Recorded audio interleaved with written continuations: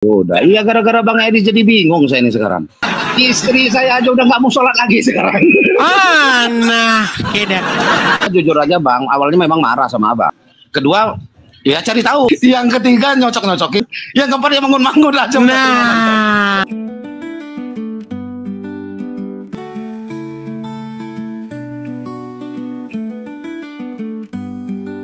Ya, Bang Dwi Muslim, Bang. Baik, makasih Bang Adis. Ini ada yang mau saya sampaikan.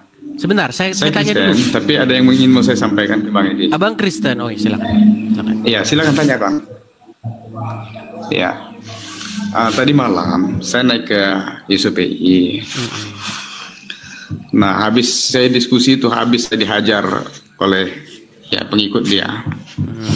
Nah, jadi diskusi kami itu saya menanyakan kepada YSUPI dan YSUPI mengakui bahwa benarkah aku bilang Bible itu sudah diselewengkan menurut versi Islam. Nah, YSUPI mengiyakan.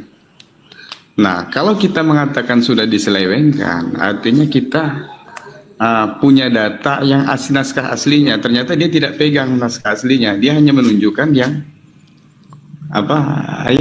data-data Codex Sinaiticus itu yang dia tunjukkan kepada saya gitu kan. Nah, seperti itu yang saya sampaikan. Akhirnya apa?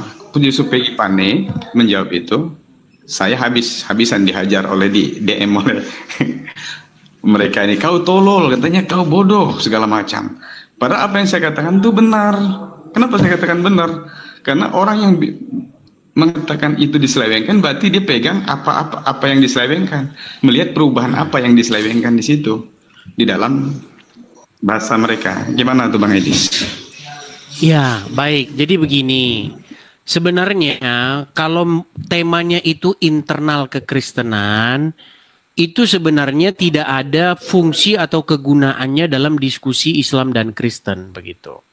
Karena kita ini diskusi Islam dan Kristen, maka kita harus membahas sesuatu yang ada hubungannya dengan agama Islam. Makanya tepat perkataan Anda tadi, Bang.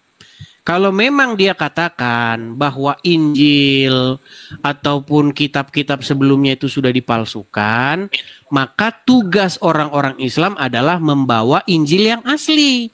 Tapi sampai sekarang orang Islam tidak tahu di mana Injil yang asli. Bahkan kalau misal di dalam ini di diskusi Islam Kristen ini kan ada yang di Indonesia, ada yang di Eropa, dan ada yang di Amerika sini ya. Nah, di Amerika sini itu ada sebuah jargon begitu yang kami lakukan untuk dalam tanda kutip mengata-ngatai orang Islam. Jargonnya itu adalah Islamic Dilemma. Apa itu Islamic Dilemma?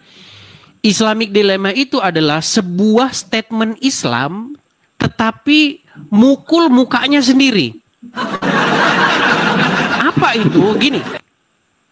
Jadi orang Islam punya pandangan bahwa Al-Quran datang untuk membenarkan kitab-kitab terdahulu.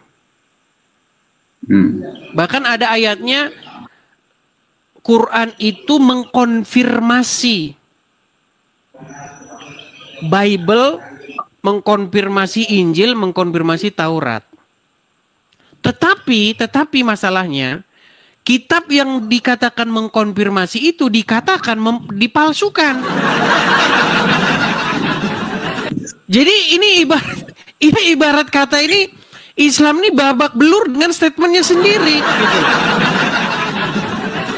Bagaimana dia mengatakan bahwa Bible atau kitab-kitab sebelumnya itu membenarkan agama Islam, membenarkan Muhammad, tetapi kitab-kitab yang sebelumnya itu adalah kitab-kitab yang dipalsukan. Maka kesimpulannya adalah Muhammad dibenarkan oleh kitab yang dipalsukan. Iya, seperti itu. Itu namanya Islamic Dilemma. Ya. Begitu. Baik. Terima kasih infonya Bang. Oke. Sama-sama Bang ya. Kita undang Muslim yang lain nih Bang ya. Ya, Oke, makasih Bang Dwi Ranti. Oke, saya turunkan. Ya, teman-teman sekalian ya, silahkan ya. Selagi kita diskusi masih by data, sehat ya. Mari ya. Ini tak ubahnya atau tak berbeda juga dengan debat-debat dengan isu-isu lain. Kita debat dengan isu-isu sosial ya. Apa yang kita ambil dari perdebatan ini adalah sebuah pelajaran. Begitu. Ingat ya, Edis TV itu acara diskusi atau debat Islam Kristen. Edis TV bukan acara caci maki ataupun hujat antara Islam Kristen. Ingat ya, nah kedah. Tangga saya ini wah. Dapat wah. Gara-gara Bang Edis. Hilang bang suara bang. Hilang bang. Bisu. Nah kita langsung kehilangan suara dia wah. Udah. Sekarang udah. Silakan bang. Silakan. Udah. Iya gara-gara Bang Edis jadi bingung saya ini sekarang. Yang benar dulu yang benar dulu. Istri saya aja udah nggak mau sholat lagi sekarang. Nah keda. Istri nggak mau sholat lagi. Dan saya juga kebingungan jadinya ini. Oke lah Bang David.